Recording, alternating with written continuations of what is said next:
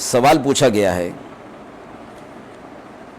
کہ دین کے داعی کے لیے ان آیات میں کیا ہدایات ملتی ہیں؟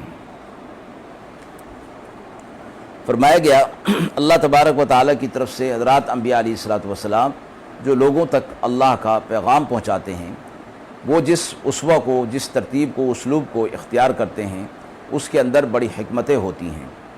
حضرات انبیاء علیہ الصلوۃ والسلام کی زندگیوں سے اس کا ثبوت ملتا ہے، اور قرآن مجید میں بھی اس بات کی تاکید کی گئی ہے کہ اپنی بات کو مؤثر انداز میں پہنچایا جائے اور ایسا کوئی عمل اختیار نہ کیا جائے جس سے وہ دعوت بے اثر ہو کر رہ جائے۔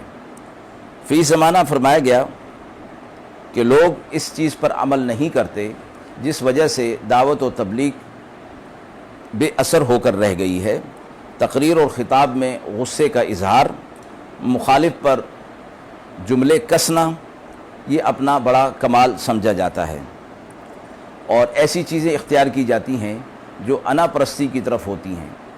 دین کے داعی کو ان تمام چیزوں سے اجتناب کرنے کا حکم دیا گیا اور اپنی بات کو مؤثر انداز میں اور حکمت کے ساتھ پیش کرنے کی تاکید فرمائی گئی ہے۔